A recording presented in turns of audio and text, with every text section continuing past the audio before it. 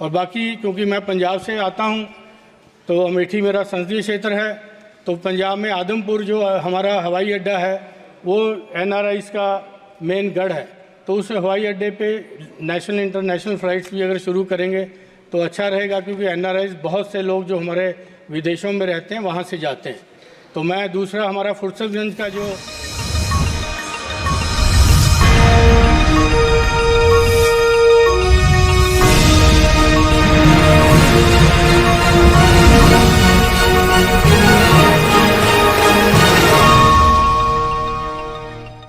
आदरणीय अध्यक्ष महोदय, सबसे पहले तो मैं धन्यवाद करता हूं। कैमरा मेरा ये फर्स्ट स्पीच है, प्रथम बार मैं MP बन के आया हूं और मैं अपनी अमेठी की जनता का भी धन्यवाद करता हूं और साथ में गांधी परिवार का धन्यवाद करता हूं कि जिन्होंने मेरे को इस हाउस में आने का मौका दिया। आज ये मैं इस विधेयक भारतीय वायुयान विधेयक 2024 के बारे में बोलने के लिए खड़ा हुआ हूं और मैं इसका, क्योंकि मेरी कॉन्स्टिट्यूंसी के अंदर ही इगरुआ है, इंदिरा गांधी उड़ान अकेडमी है, और दूसरा हमारे यहाँ पे Rajiv Gandhi national aviation university है, और तीसरा हमारे यहाँ पे हिंदुस्तान एरोनॉटिक्स लिमिटेड का है। तो इसके अंदर ट्रेनिंग, सेफ्टी एंड मैन्युफैक्चरिंग, इन तीन के ऊपर मैं बोलने के लिए यहाँ पे खड़ा हूँ। विधेयक के अध्याय 4 के बिंदु LMN ने अपने प्रशिक्षण और प्रमाणन, ट्रेनिंग एंड सर्टिफिकेशन का उल्लेख किया है। इसमें मैं सरकार का ध्यान इस पर आकर्षित भी करना चाहता हूं, क्योंकि ट्रेनिंग की बात है तो हमारे इगरुआ के अंदर 1570 पायलट अब तक देश को उन्होंने दिया, जो कि विभिन्न एयरलाइंस के अंदर अपनी सेवाएं दे रहे हैं, और भारतीय सेना के विभिन्न अंगों को भी वहाँ के को पायलट की ट्रेनिंग हमारे इंस्टीट्यूट के द्वारा मिली है। लेकिन बड़े दुख के साथ कहना पड़ता है कि यहाँ पे ट्रेनिंग की बात कर रहे हैं, लेकिन उसके अंदर जो कि 1985 में ये यूनिवर्सिटी 7 सितंबर को बनी थी। आदरणीय राजीव जी उस समय प्रधानमंत्री हुआ करते थे, उन्होंने, उनका ड्रीम प्रोजेक्ट था, उन्होंने शुरू किया था। लेकिन बड़े दुख के साथ ये कहना पड़ रहा है यहाँ पे कि उसका जो ग्रांट है 2015 से उसकी ग्रांट अभी तक नहीं दिया, जबकि पार्लियामेंट कमेटी जो कि डेरेक ओब्रायन के नेतृत्व में बनी थी, उनकी चेयरमैनशिप में, उन्होंने 2018 में अपनी रिपोर्ट भी सबमिट किया था पार्लियामेंट को, लेकिन उसके बावजूद भी, उनकी रिकमेंडेशन के बावजूद भी उसको ग्रांट नहीं दिया गया, क्योंकि इगरुआ जो है बहुत ही प्रतिष्ठित प्रशिक्षण संस्थान है।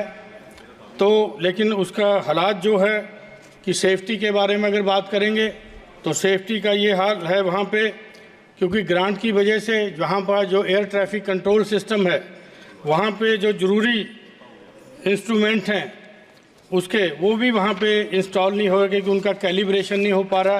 जब कैलिब्रेशन नहीं हुआ तो उसके कारण, क्योंकि उसके अंदर पैसा लगता है, तो उसका कैलिब्रेशन नहीं हुआ। मैं मंत्री महोदय से ये कहूँगा कि विधेयक के अंदर इस चीज़ों का भी प्रावधान रखा जाए कि नई ट्रेनिंग सेंटर बनाने से पहले जो एग्जिस्टिंग ट्रेनिंग सेंटर हैं हमारे, उनके ऊपर भी ये रखें कि उनकी ग्रांट्स प्रॉपर मिले उनको, और उसका भी सुचारू रूप से ये करें।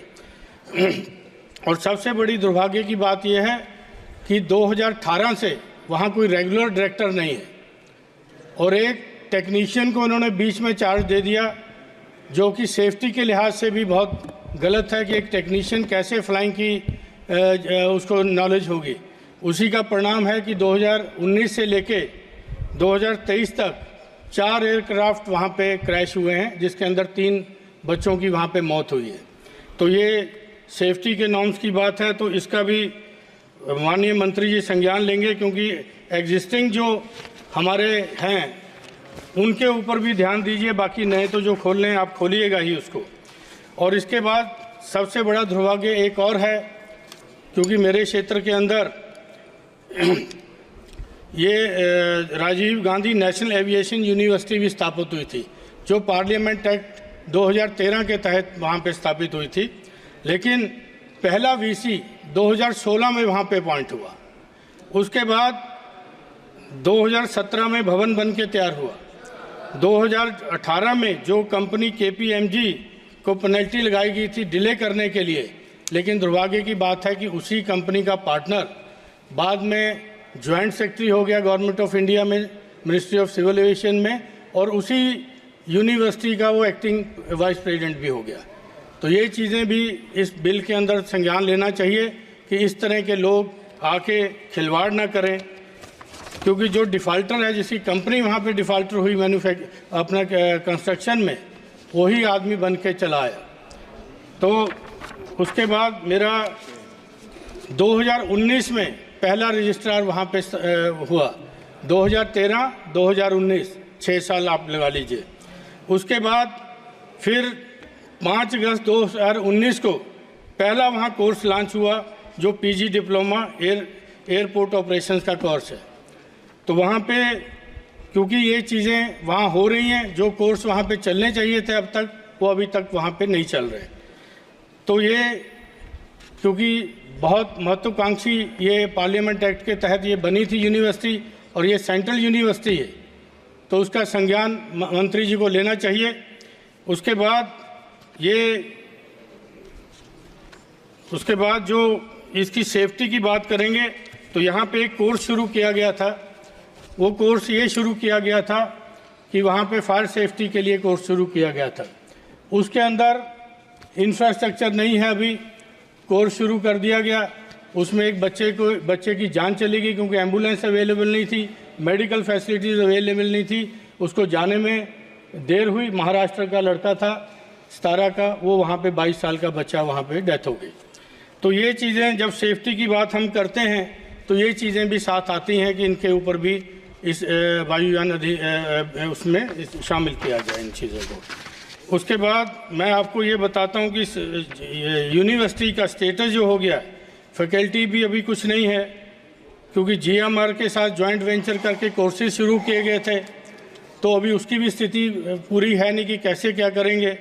उसके बाद लास्ट के अंदर मैं सिर्फ ये कहना चाहता हूँ कि यहाँ पे जो, क्योंकि हमारे लीडर प्रतिपक्ष ने 2A का किया था, A1 A2, जिसकी मैं बात कर रहा हूँ, वो A3 का नाम दे देते हैं, क्योंकि संसद में शायद नाम नहीं लिया जाता, तो वो भी, उसका नाम भी A से ही शुरू होता है। तो वो जिस आदमी ने इतना यहाँ पे वो किया, करप्शन किया, और बाद में VC एक्टिंग VC बना और joint secretary government of India बना।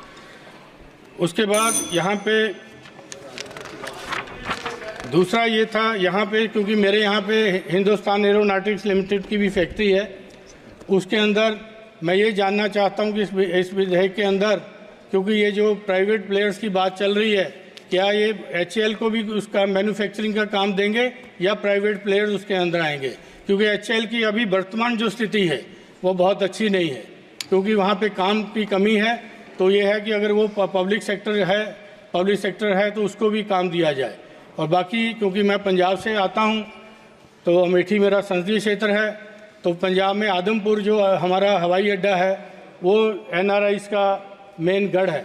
तो उस हवाई अड्डे पे नेशनल इंटरनेशनल फ़्लाइट्स भी अगर शुरू करेंगे तो अच्छा रहेगा, क्योंकि NRIs बहुत से लोग जो हमारे विदेशों में रहते हैं वहाँ से जाते हैं। तो मैं दूसरा, हमारा फुर्सतगंज का जो सिविल एयरपोर्ट बनाने की बात थी, उसका भी काम चल रहा है, लेकिन इतनी धीमी गति से चल रहा है काम कि अगर उसको भी पूरा करेंगे तो हमारे अमेठी और रायबरेली, प्रतापगढ़, ये तमाम जिलों के लोगों को लाभ होगा। धन्यवाद महोदय जी, आपने मेरे को बोलने का दिया। धन्यवाद।